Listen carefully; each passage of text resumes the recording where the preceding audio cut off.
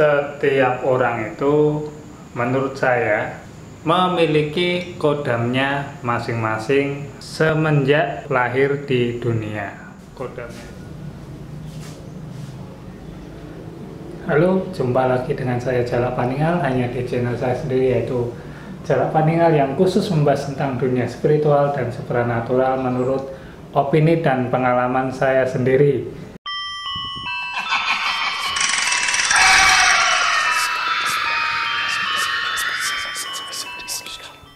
Setiap orang itu, apakah ia punya kodam, perewangan, penjaga gaib, ataukah itu benarnya hanya untuk orang-orang yang belajar supranatural, spiritual, keturunan, ataupun dengan yang pakai jimat-jimat tertentu.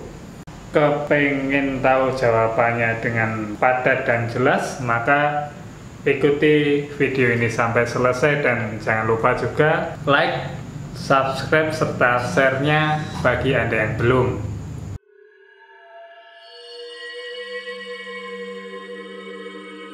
Yang pertama itu adalah kodam. Itu apa sih? Kodam itu adalah sosok makhluk gaib, jin, ataupun apalah itu namanya ketika Anda berada di tempat lain, juga pastinya punya nama-nama sendiri untuk si kodam ini nantinya.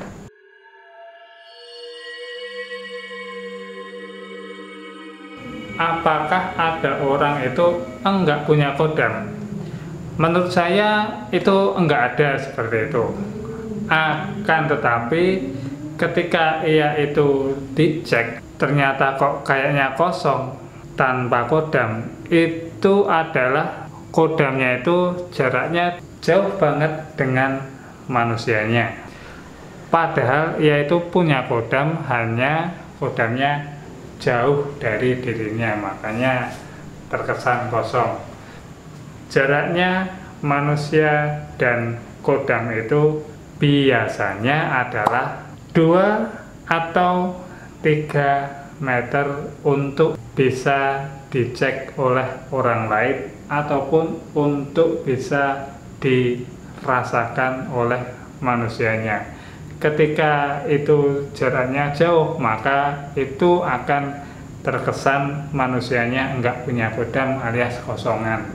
Padahal menurut saya, opini saya, pengalaman saya, setiap manusia lahir itu pasti punya kodam, walaupun itu hanya 1 ataupun 2 ataupun itu lebih, tergantung dari apakah ia kuat, apakah ia itu menarik bagi makhluk gaib ataukah enggak. Itu yang berpengaruh ketika itu nanti ada makhluk gaib datang pengen jadi kodam si anak tersebut.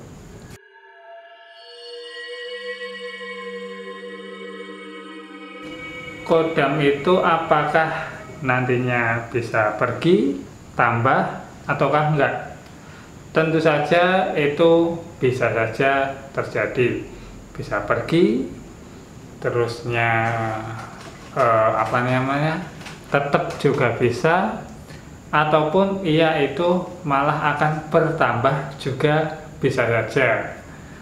Kenapa itu bisa terjadi? Karena makhluk gaib itu punya pikiran sendiri, punya kemauan sendiri, serta ini juga jangan lupa, manusia itu fisiknya, psikisnya, gaibnya, spiritualnya itu naik turun. Itulah nanti yang akan buat menarik makhluk-makhluk lain untuk nantinya datang jadi kodam dirinya. Seperti itu. Kodam itu bisa saja hilang, bisa saja tetap, atau bisa saja bertambah. Karena itu tadi, tergantung dari manusianya, kondisinya naik ataukah turun, ataukah itu nantinya malah bentrok antara manusianya dengan si jinnya, makanya jinnya pergi, seperti itu. Bisa dipahami ya.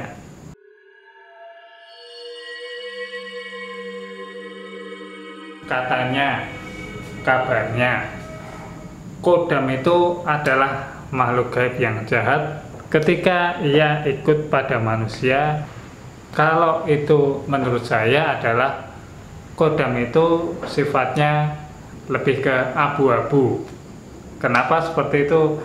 Karena baiknya, jahatnya kodam itu juga kembali lagi kepada supranatural dari manusianya yang didukung itu, apakah dia itu baik ataukah dia itu seorang yang jahat. Maka itulah yang akan ditambahkan oleh si kodam kepada manusianya, didukung seperti itu.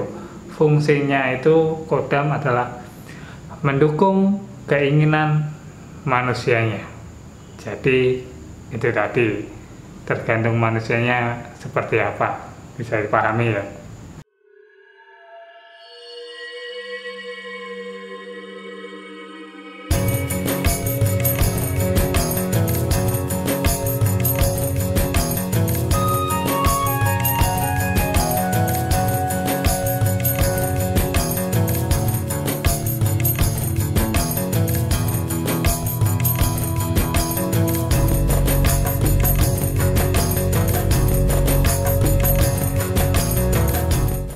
Merasakan kodam sendiri itu bagaimana?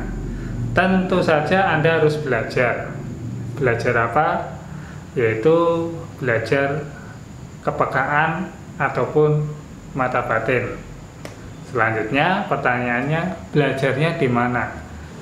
Belajarnya itu tentu saja kepada guru-guru yang Anda percayai.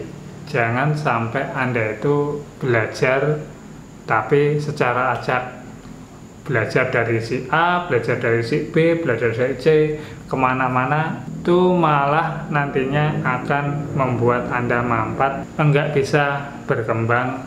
Apapun yang Anda pelajari itu sulit untuk berkembang. Jadi Anda harus belajar pada satu guru sampai Anda beneran bisa, nantinya Anda praktekkan, buktikan, barulah nanti Anda bisa untuk belajar yang lainnya.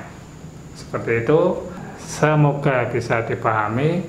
Mohon maaf kalau ada yang kurang-kurangnya ataupun yang enggak sepaham berdasar opini serta pengalaman saya sendiri. Jadi sekian, dan jangan lupa like, subscribe, dan share-nya. Sampai jumpa lagi di video-video selanjutnya. Terima kasih dan rahayu.